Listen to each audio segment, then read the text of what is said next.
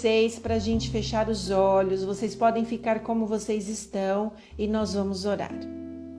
Bondoso Deus, nós queremos te agradecer muito por esse momento que estamos tendo de oração, de abrir a tua palavra, de fortalecermos espiritualmente uns aos outros e termos a certeza de que neste momento o Espírito Santo de Deus está com a gente aqui e os anjos também.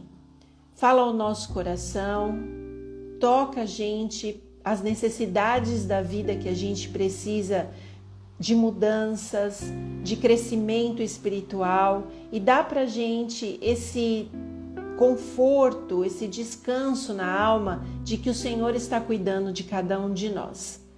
Toma este momento em tuas mãos, perdoa os nossos pecados, porque a gente quer ser abraçado por ti neste momento e que a tua graça esteja sobre nós. Eu te peço e eu te agradeço, em nome de Jesus. Amém. Bom, queridos, eu trouxe pra gente falar hoje sobre um tema que para mim ele toca muito meu coração. E quando a gente fala de Jesus, quando a gente fala da pessoa de Jesus e dos ensinamentos que Jesus deixou pra gente, fica no nosso coração uma certeza: Jesus sempre quer o nosso bem. Jesus nunca quer o nosso mal. Jesus sempre deseja nos ensinar aquilo que é bom para a nossa vida. E com esse pensamento, eu sempre me recordo de uma passagem que Jesus está com os discípulos numa cidade e ele faz uma pergunta muito importante para os discípulos. E durante essa semana passada, eu estava muito incomodada, pensando, o quanto que nós estamos presos, talvez, intimidados com tanta coisa ruim que tem acontecido.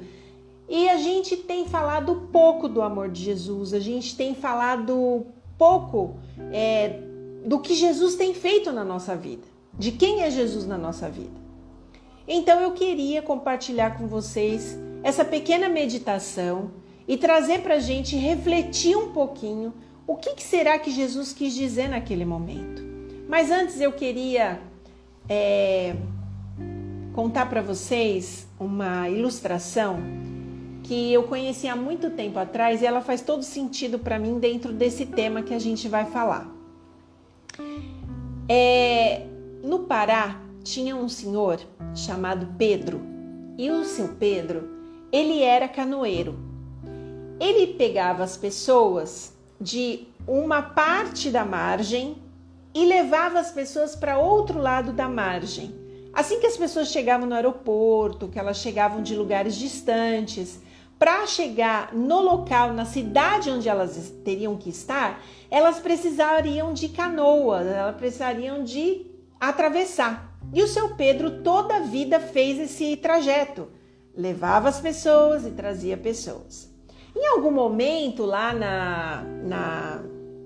na cidade do seu Pedro, chegou um professor, um homem muito culto, um homem muito inteligente, e esse homem foi conduzido até o seu Pedro para que seu Pedro levasse ele para outra margem do rio, para que ele pudesse pegar o barquinho dele e atravessasse, para que ele pudesse terminar lá uma série de palestras que ele precisava fazer, e o seu Pedro precisaria pegar o barquinho para levar ele para o outro lado.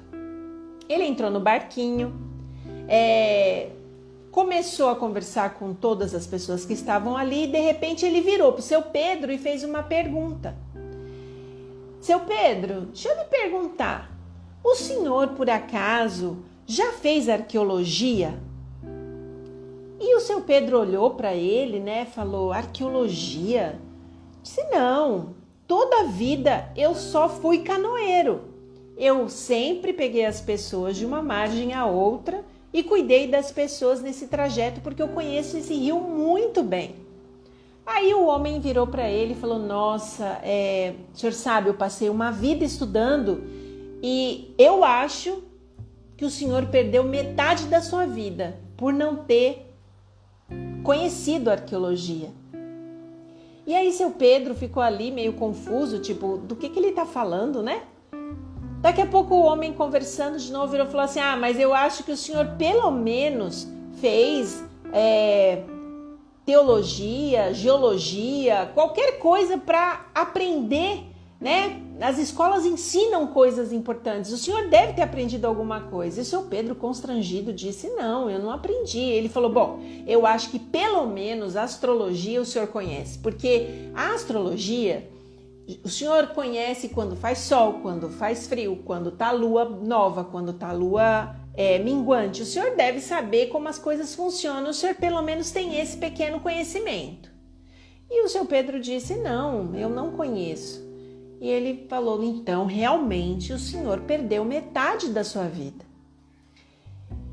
E aí o seu Pedro continuou fazendo o trajeto, mas aí ele já estava constrangido, ele já estava sem graça, ele já estava com vergonha, porque todo mundo ali na canoinha olhando para ele, enquanto aquele homem tão culto fazia perguntas difíceis para ele, e ele ali constrangido, refletindo sobre o que o homem estava falando, sem ele perceber, depois de anos de experiência, ele bate numa pedra e a canoa começa a afundar.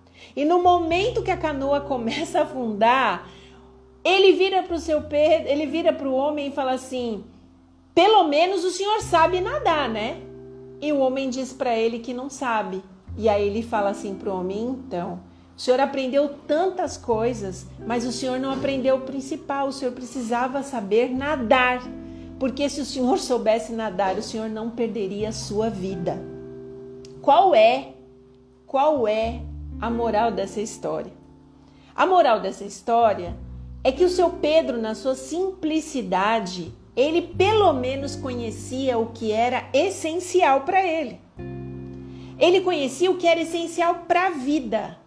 Aquele homem conhecia o que era importante, ele não conhecia o que era essencial.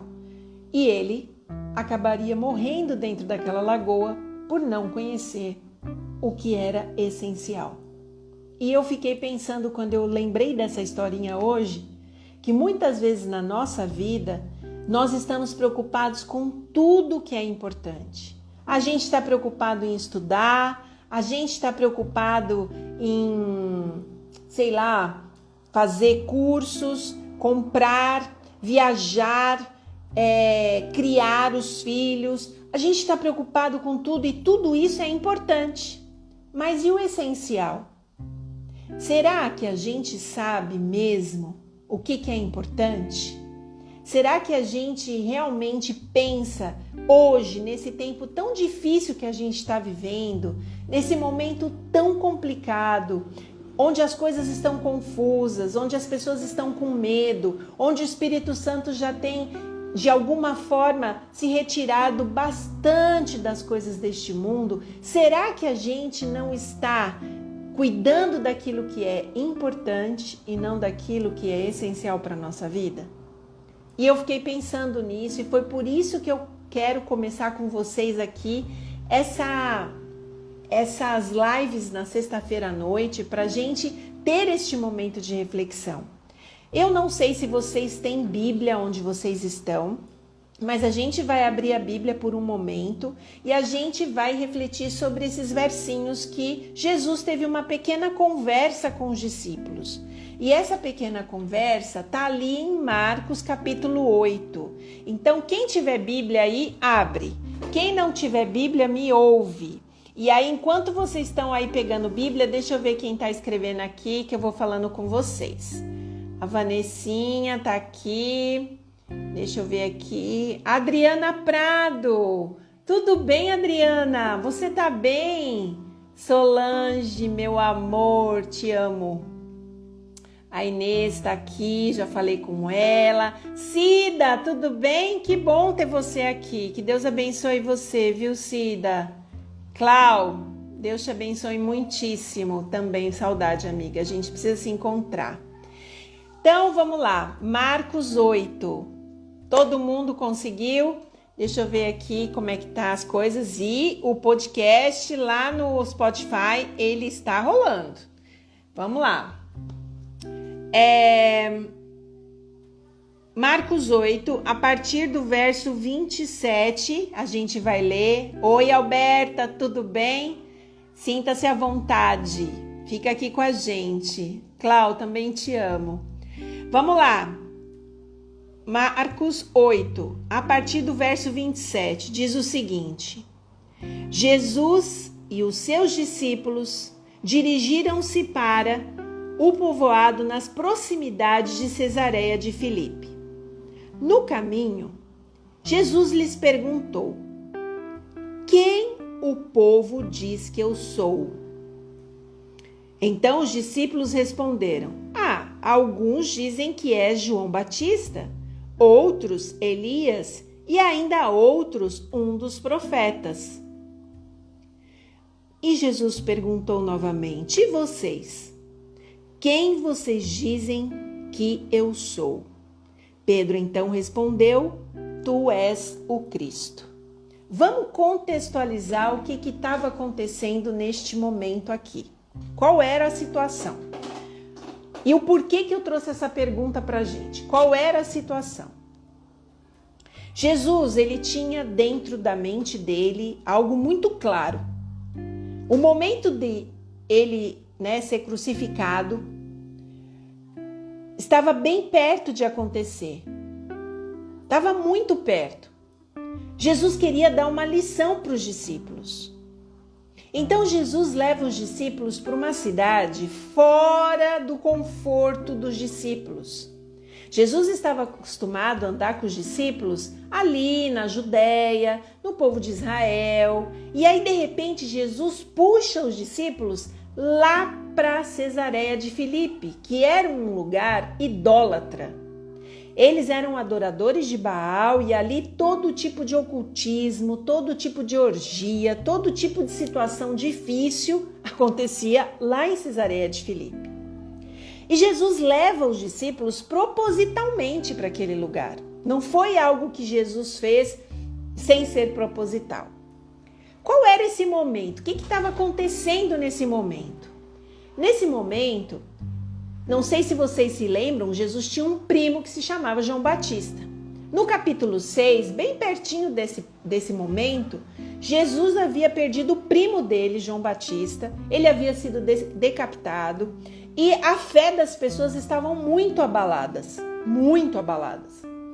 Então, logo depois da morte de João Batista, Jesus realiza alguns milagres fortes. Por exemplo, Jesus ele faz a multiplicação dos pães. Jesus ele cura 2 cegos no caminho. Jesus tem problemas de ordem sensível ali que fragilizam a fé das pessoas mais com os fariseus, com os escribas. Então Jesus vem vindo com os discípulos dentro de uma série de acontecimentos que foram ocorrendo para mostrar para os discípulos que eles não precisavam perder a fé. Jesus estava ali com eles e era um momento difícil. Mas Jesus sabia que ele precisava de alguma forma ensinar para os discípulos uma lição que eles não poderiam esquecer de maneira nenhuma. E qual era essa lição? Jesus começa a conversar com os discípulos dentro de Cesareia. E foi proposital porque Jesus queria mostrar, em primeiro lugar, que ele não estaria mais com eles. Em segundo lugar, que Jesus precisaria deles para pregar o evangelho para pessoas diferentes deles. Primeiro pensamento que eu quero deixar aqui para a gente. Hoje, Jesus está chamando a gente, talvez, para falarmos do amor dele para pessoas que são diferentes de nós. E eu não estou falando de religião, eu estou falando de fé. Nós temos a certeza que Jesus é o Salvador deste mundo, que ele veio para trazer a salvação para as pessoas, que ele morreu na cruz do Calvário pelos nossos pecados. A gente crê nisso, a gente realmente acredita nisso. Se a gente acredita nisso, Jesus nos mostra, através da conversa, aquele pequeno diálogo que ele teve com os discípulos, que aonde Jesus os levou, que era muito desconfortável para eles por causa das crenças que aquelas pessoas tinham, que era justamente em terrenos áridos que nós precisaríamos falar do amor de Jesus, abraçar as pessoas e cuidar das pessoas. E é por isso que eu estou aqui. Eu estou aqui hoje, eu resolvi fazer live, resolvi pôr a minha cara aqui, porque eu falei, Senhor, o Senhor está precisando da gente. Eu não sei você, escreve aí se você tiver com o mesmo sentimento que eu. Eu não sei você, se você sente que há um tempo que nós estamos precisando falar do amor de Jesus, que nós estamos precisando mostrar às pessoas o que Jesus fez na nossa vida. As pessoas estão precisando ouvir deste amor.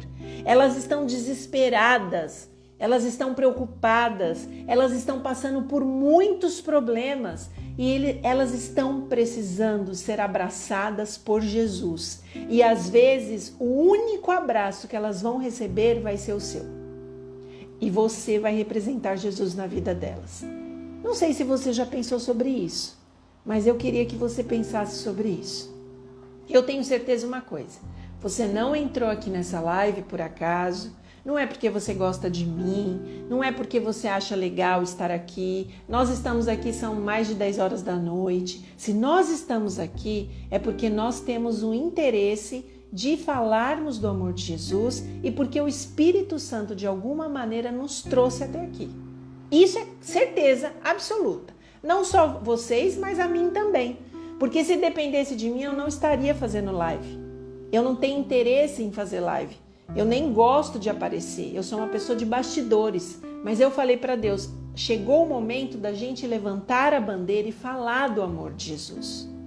Nesse diálogo que Jesus estava tendo com os discípulos, Jesus pergunta para eles ali no meio daquela multidão diferente.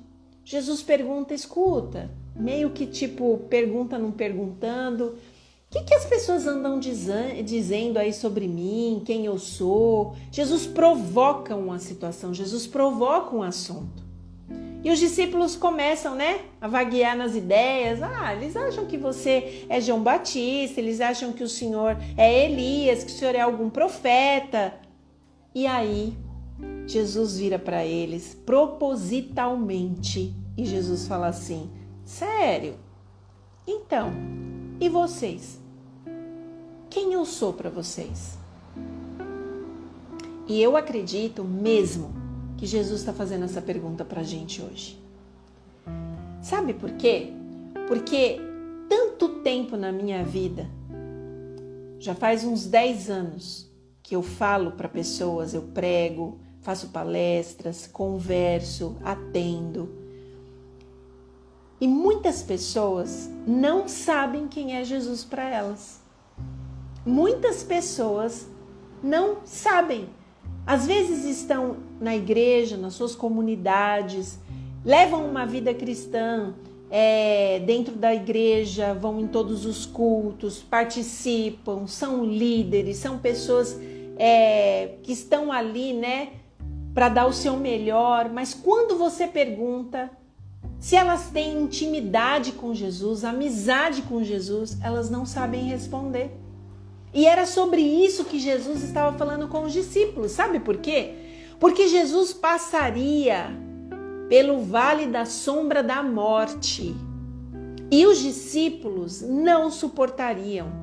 E Jesus sabia disso. Por que Jesus sabia disso? Jesus sabia que eles não suportariam porque quando Jesus está no Getsêmani e a turba enfurecida aparece, o que acontece? Quem são os primeiros a saírem correndo e deixam Jesus sozinho? Vocês acham que Jesus não sabia de tudo? Vocês acham que Jesus não sabia que os discípulos iriam abandoná-lo? E eu queria fazer uma pergunta para você.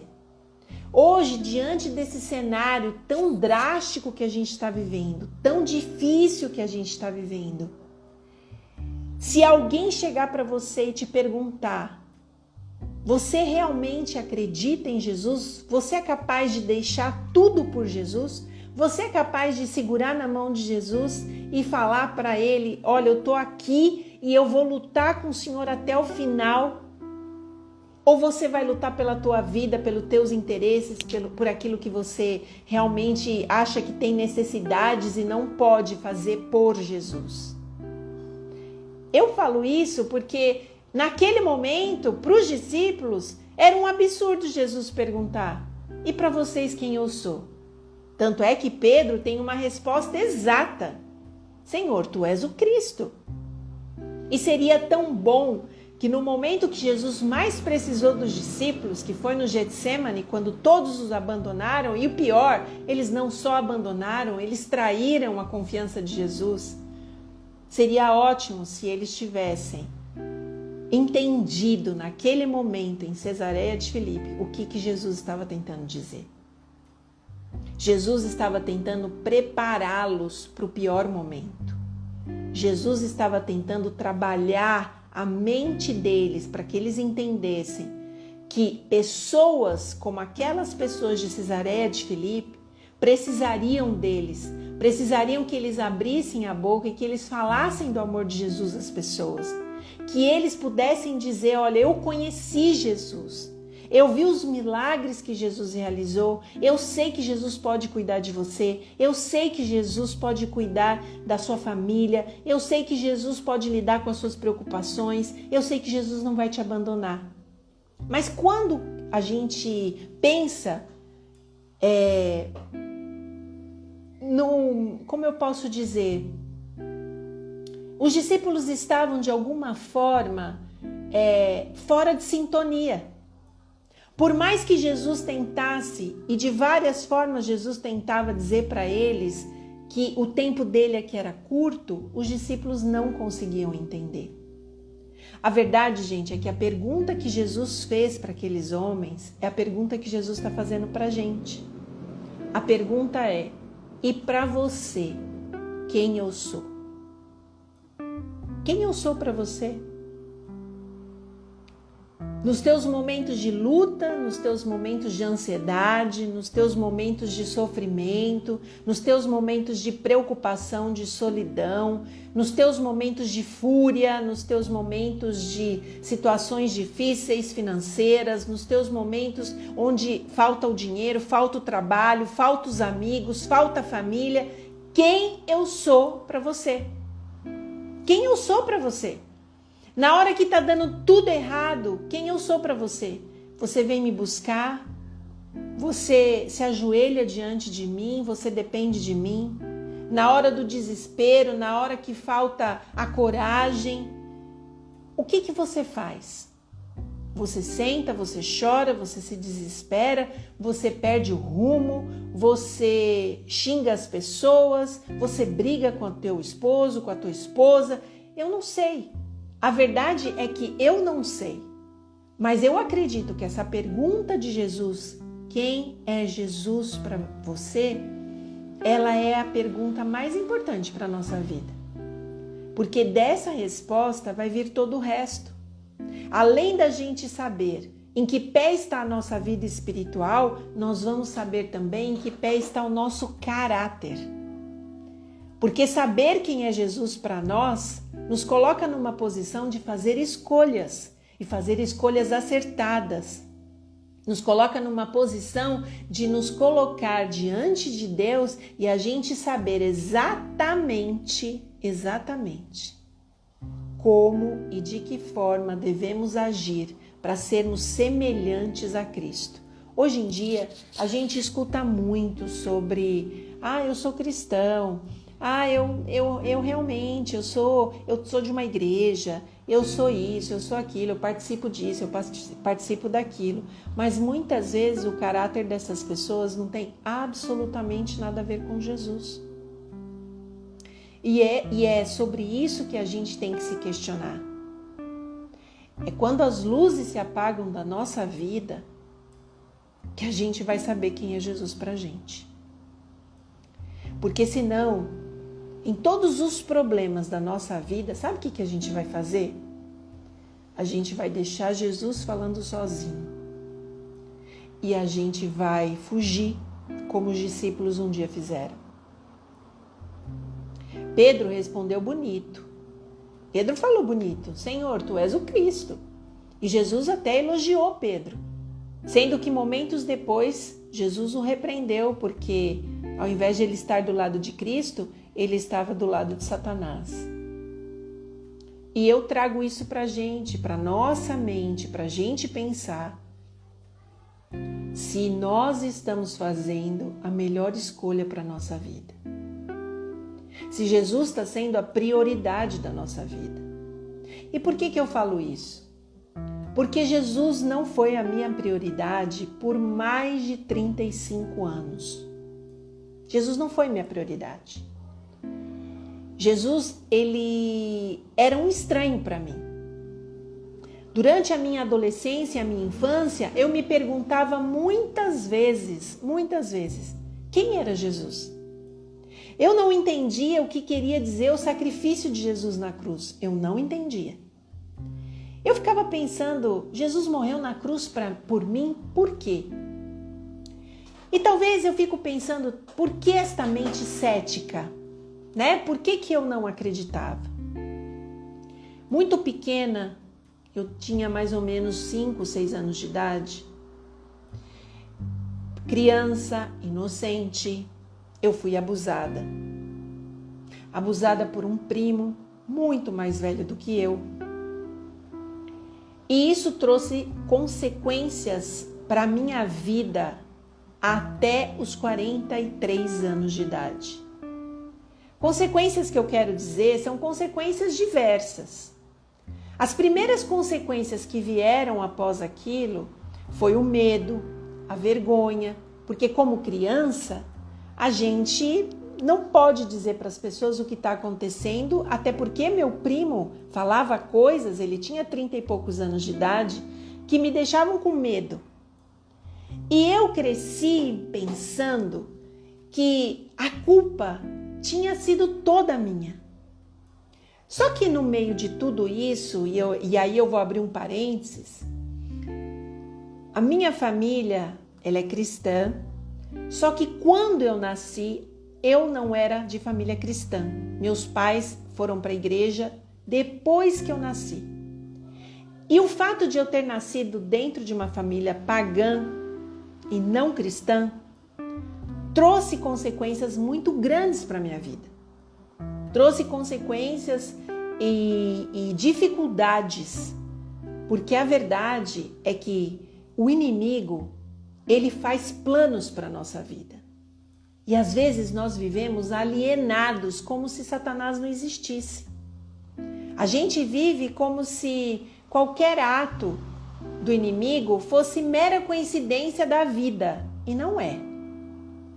E eu acredito que este momento do meu abuso sexual de um familiar foi plantado pelo diabo. Eu acredito nisso. Hoje, com a mentalidade que eu tenho, com a maturidade espiritual que eu tenho, eu consigo enxergar isso. E depois daquele momento, por vários anos, na minha tenra idade, 6 anos, 7 anos, 8 anos, de alguma maneira, o inimigo tentava me colocar sempre numa situação onde eu tinha contato com coisas sexuais. Então, eu vou dar um exemplo para vocês. Eu saio da escola com a minha malinha, saio da escola, saio caminhando. Quando eu olho para o chão, naquele tempo tinha muitas revistinhas, muitos livrinhos pornográficos. Eu olhava para o chão e lá tinha algo que me levava a pensar em coisas sexuais, a ter contato com isso. Ou eu estava na casa de alguém e de repente os meninos iam para o ambiente onde eu estava, ligavam uma televisão e aí eles estavam ali vendo alguma coisa de ordem sexual. Para uma criança de 5, 6, 7 anos, você ser alimentado com isso é uma coisa muito complicada, porque a criança ela não tem a maldade. E imagine isso há 50 anos atrás. Não havia maldade, mas eu hoje tenho a certeza absoluta que isso estava sendo plantado na minha vida, que de alguma forma isso estava sendo colocado. Hoje eu tenho essa consciência. Os anos foram passando e os amigos na escola, conversas, assuntos. Eu era uma criança muito calada, uma criança difícil. Eu não contei para minha mãe isso durante toda a minha infância, juventude, mocidade, minha fase adulta. Eu fui contar isso para minha mãe quando eu tinha 43 anos de idade. Esse foi o momento que eu abri sobre este abuso. Mas se esse tivesse sido o único momento de ser abusada, já seria difícil. Os anos foram passando, eu sempre muito em silêncio. Eu não conseguia ser uma criança que me externava dentro da minha casa. Eu tinha medo de falar, mas eu era uma criança muito rebelde, muito difícil. E meus pais não entendiam. Então, quando eu estava na escola, era um momento que eu estava com os meus amiguinhos e eu extrapolava. E os meus pais diziam que eu dava trabalho, as professoras reclamavam, minha mãe tinha que acabar dando presente para todas as professoras todos os anos. Sempre fui uma criança inteligente, mas eu não conseguia me concentrar, eu não conseguia, porque eu tinha um segredo, eu tinha algo que me machucava. Os anos passaram. Satanás não contente, quando eu estava com 19 anos, eu estava voltando da escola, tinha feito uma prova, era aniversário do meu irmão e neste dia alguém me abordou com uma arma e naquele dia eu fui levada para uma casa abandonada e eu fui estuprada. Nessas situações drásticas, difíceis, tudo que ia acontecendo dentro de mim era uma frieza no meu coração. Eu ia esfriando, porque parecia que ninguém poderia me salvar de tudo aquilo que eu estava vivendo. Foram situações que tiraram de mim, primeiro eu acredito que tirou de mim a minha inocência. Né? Toda criança tem aqui professora, a Cláudia trabalha em escola. A gente sabe como é a inocência de uma criança. E as coisas foram acontecendo na minha vida de tal forma que eu fui me tornando uma pessoa fria, no sentido de não acreditar nas pessoas, não acreditar em amor, não acreditar em absolutamente nada disso. E aos 19 anos, quando isso me aconteceu, foi algo muito grave. Era o dia do aniversário do meu irmão, eu cheguei em casa toda rasgada, toda suja, e eu só cheguei em casa porque eu acabei me submetendo à situação que estava ali, porque se eu não tivesse feito isso, eu teria morrido. Era isso que teria acontecido comigo, eu teria morrido. Só que de alguma forma, Deus que é maravilhoso, eu fui passiva e Deus preservou a minha vida. Isso aconteceu aos 19 anos. Aos 20 anos, mais ou menos, eu conheci meu primeiro namorado. Alguém que se interessou por mim no meu trabalho e eu conheci. E eu quero dizer para vocês assim, o nível da frieza, o nível do desamor. E eu falo que o desamor, a Bíblia fala assim, que a gente tem que amar a Deus sobre todas as coisas e ao próximo como a nós mesmos. Fica aqui uma lição para vocês, no meio de tudo isso. Nós nunca poderemos amar os outros mais do que a gente ama a nós mesmos. Nunca. Isso não é possível, isso é bíblico. Isso é uma coisa que Jesus disse. E quando você pensa em autoestima, quando você pensa em amor próprio, se você não tiver isso por você, você não vai conseguir ter por mais ninguém. Essa é uma realidade. E a verdade dura e crua, que eu nunca contei para ninguém, durante esses 51 anos de idade, eu estou contando para vocês hoje aqui.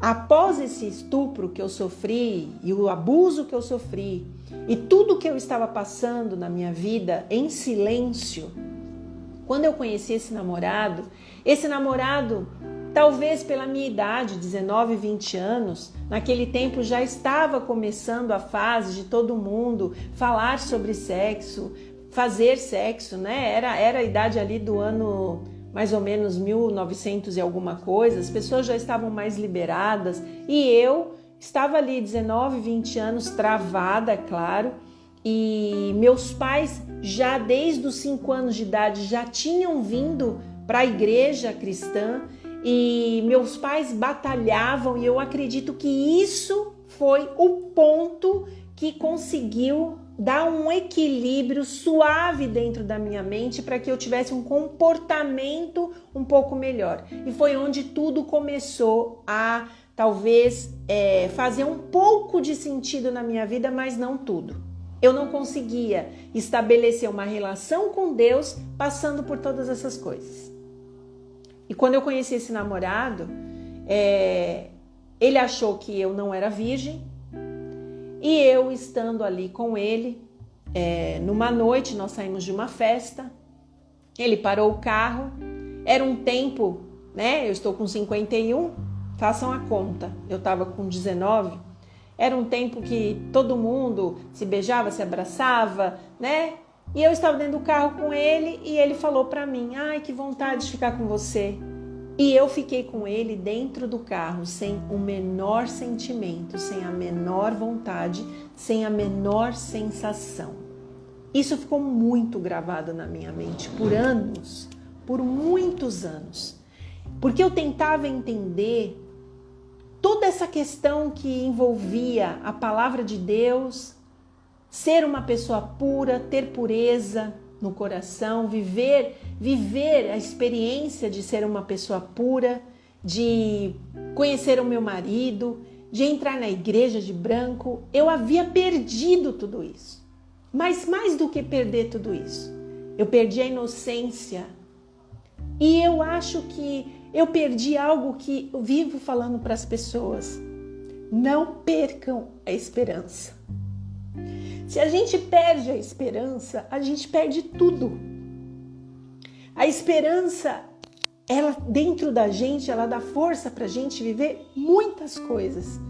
E acreditem, eu não estou chorando porque isso é algo que me traz tristeza, porque hoje eu louvo a Deus, eu agradeço a Deus, porque eu realmente conheci Jesus. Eu realmente consegui responder essa pergunta para mim. Mas por muitos anos eu não conseguia entender esse amor de Jesus, não conseguia, e relacionar este amor com o meu sofrimento. E eu vim aqui, a partir dessa sexta-feira, a gente vai se encontrar aqui às sextas-feiras, essa, a próxima, para que a gente possa trocar experiências, para que eu possa contar para vocês a minha história. Eu estou contando coisas para vocês que eu nunca falei na vida para ninguém. Problemas que eu vivi interno, psicológico, que talvez até em algum momento você consiga, de alguma forma, se conectar com isso.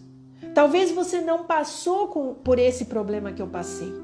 Talvez você não viveu esse problema que eu vivi, mas você tenha vivido outros. Todo mundo tem porões na vida. Todo mundo tem problemas que já viveu, que já passou e que sabe que doeu ali no peito, que você sentiu e que ninguém sabe. Só que eu vim contar para vocês o que Jesus fez por mim. Esse Jesus que eu tinha dúvidas da existência dele.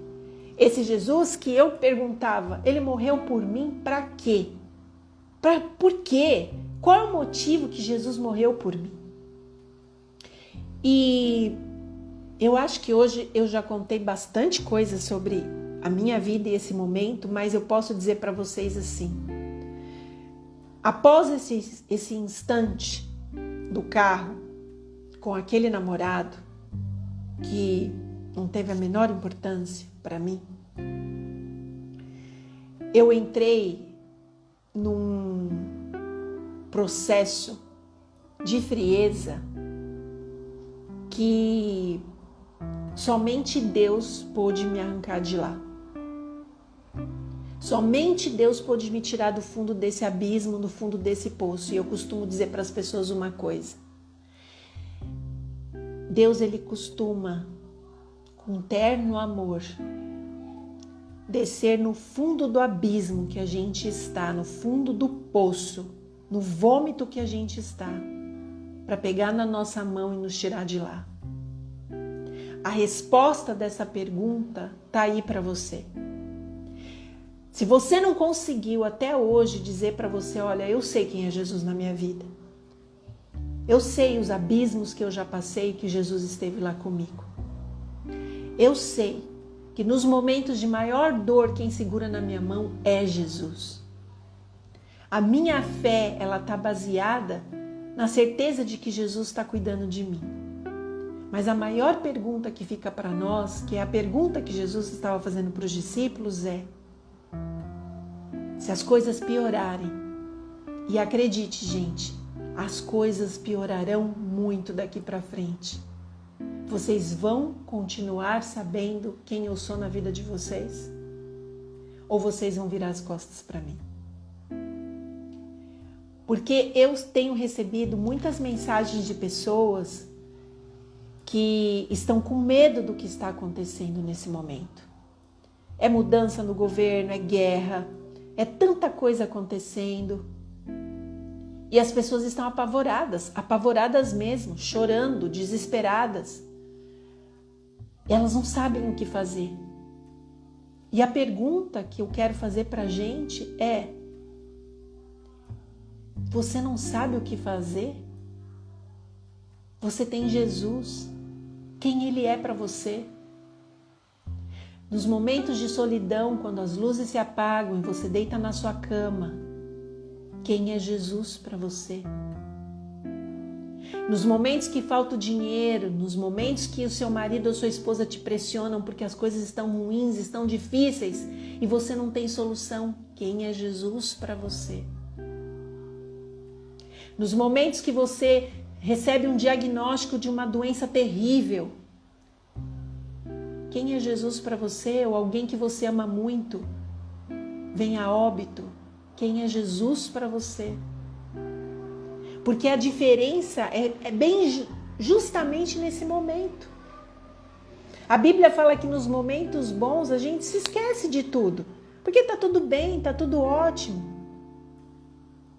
E eu quero dizer para vocês, aquele momento da minha história definiu todo o restante da minha história até os 43 anos de idade.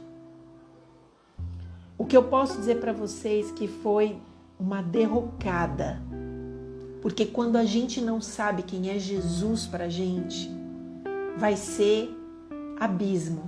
E a Bíblia fala que abismo chama abismo. Então eu queria deixar aqui para vocês uma certeza.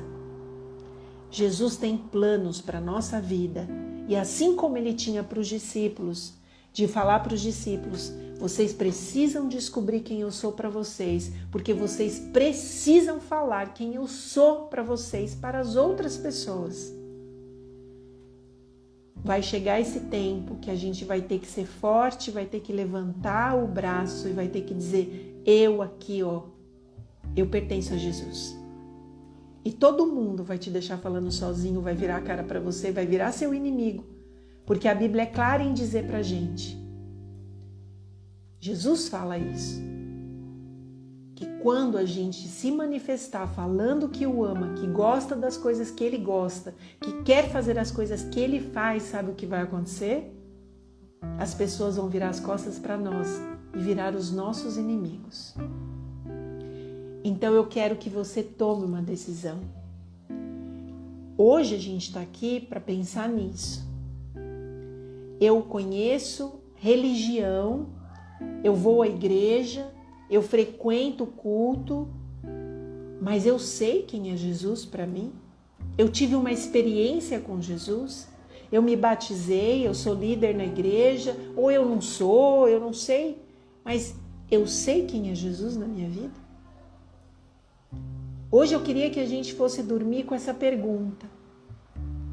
Jesus é tudo que nós temos neste momento. Esse momento que está uma nuvem negra nesta terra, onde as coisas estão acontecendo de forma desesperadora para muita gente. A gente pode estar aí, é Copa do Mundo, vamos torcer, mas as pessoas, no fundo, elas estão desesperadas. Elas não sabem o que fazer, elas não sabem para onde ir. E Jesus precisa de você. Então eu queria que essa passagem de Marcos 8, do versinho 27 ao versinho 29, ficasse aí para você meditar. Quem é Jesus na sua vida? Porque a hora que você souber essa resposta, assim como eu tive que descobrir depois de todos esses problemas e outros que eu vou contar para vocês na próxima sexta-feira.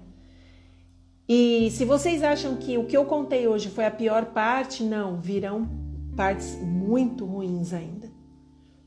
Até que eu descobri quem fosse Jesus para mim, aconteceram coisas ainda piores. Mas eu creio que tudo o que aconteceu na minha vida não foi por acaso, porque a gente precisava ter esse encontro aqui. Porque tudo que Jesus permite na nossa vida é só para que a gente possa falar do amor dele para as pessoas.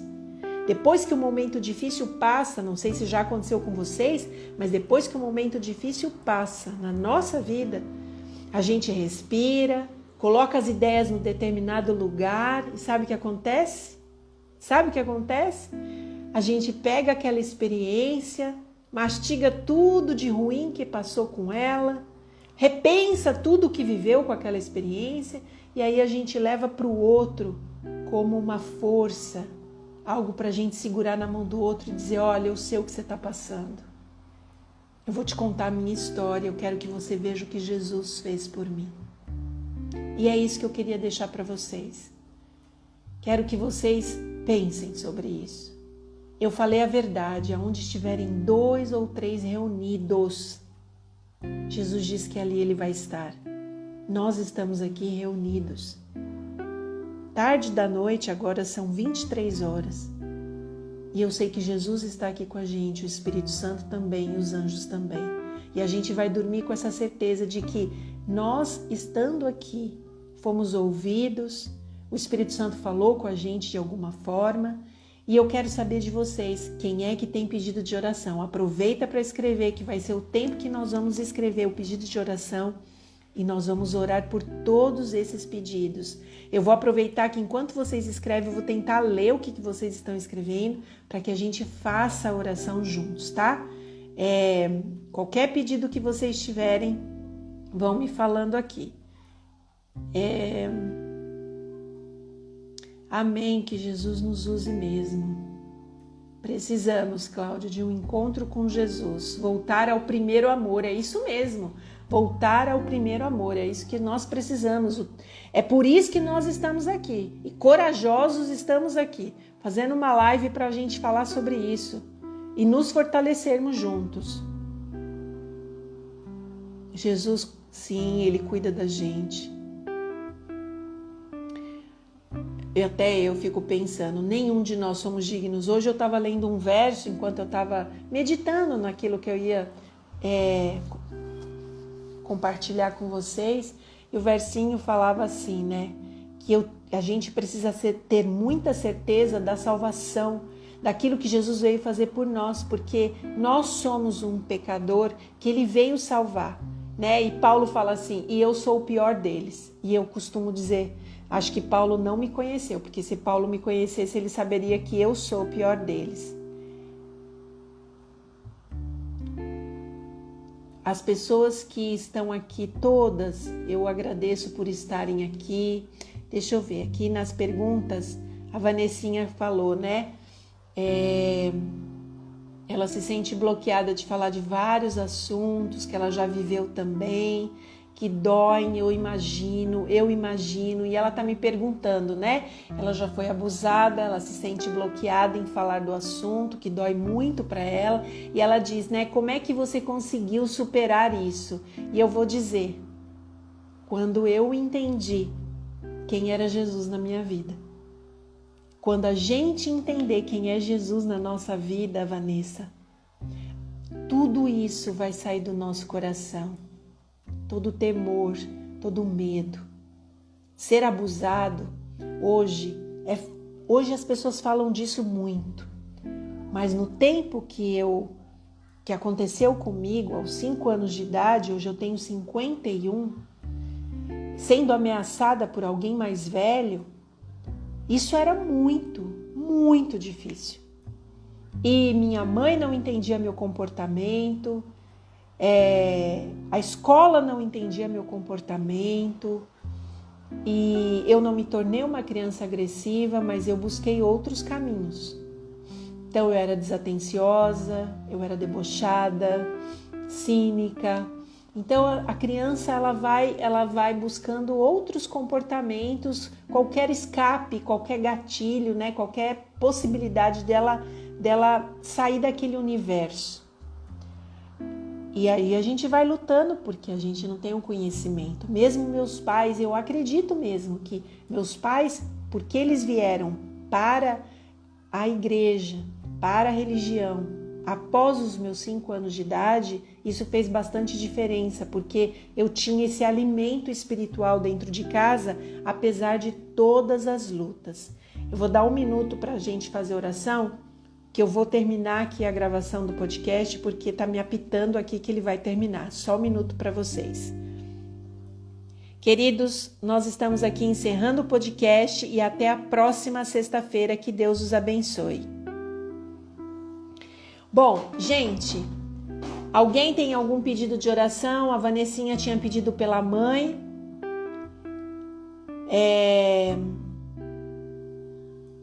A professora Sônia, ela tá pedindo a Vanessa. Deixa eu ver aqui, gente, escreve para eu saber. O Paulinho tá pedindo pela família dele. A Elisete tá pedindo pelo Laércio. Gente, esses pedidos que a gente está recebendo, quem puder, pega uma caneta, anota aí para vocês orarem durante a semana até o próximo encontro que a gente vai ter na sexta-feira, tá? Então, o Laércio, ele está sentindo muitas dores, está com o coração inchado e a Elisete está pedindo. A Cláudia está pedindo pela vida espiritual dela. Deixa eu ver aqui que andou, pela saúde da mãe dela. A Inês está pedindo pela oração pela filha dela, para que a filha dela retorne para a igreja. Inês, vamos orar sim, Jesus pode todas as coisas. Tem mais alguém? E a Lourdes está pedindo a oração pela amiga dela, né? Tem mais alguém? Mais alguém está pedindo oração? Deixa eu ver aqui. Quero que vocês me falem aqui o que vocês acharam, se vocês acharam que o tempo tá bom, se vocês acharam que esse momento de troca, de meditação, de testemunho, se vocês gostaram, se vocês querem que mude alguma coisa, aproveita para escrever aqui, porque já a gente vai encerrar, tá bom? 5 minutinhos a gente vai encerrar. Eu vou dar um tempinho para vocês escreverem assim que a gente terminar a oração, e eu queria que vocês fechassem os olhos. Eu não vou lembrar talvez o nome de todos, mas todos esses nomes vai para o meu caderninho de oração, tá bom? Todo mundo vai para o meu caderninho de oração. Ore por mim mesmo, Clau, ore por mim mesmo. Adriana, um beijo.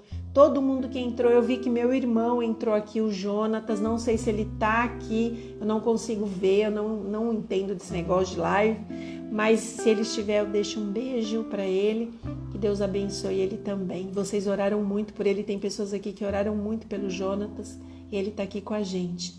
E a Lourdes está pedindo oração pela vida financeira dele, para que Deus abra uma porta para ela.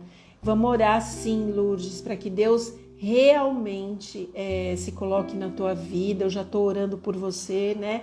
Tenho pedido a Deus. Eu sei que muitas vezes as soluções de Deus não são as nossas, mas as soluções de Deus vêm, tá? Sempre muita sabedoria, muita paz, porque quando a gente fica muito ansioso, a gente não consegue ouvir a voz de Deus. Amém, Clau. Então vamos orar? Vamos fechar os olhos, vamos orar. juntos, todos nós. E quando terminar, vocês me dizem aí em 2 minutinhos o que vocês acharam, para que a gente saiba se o formato tá bom e se o que a gente está fazendo tá bom, tá? Feche os olhos, vamos orar. Senhor Deus, muito obrigada por esse momento que nós tivemos juntos aqui. Pai, nessa noite, início da madrugada, nós estamos aqui falando do Teu amor e buscando entender, Pai, quem é o Senhor para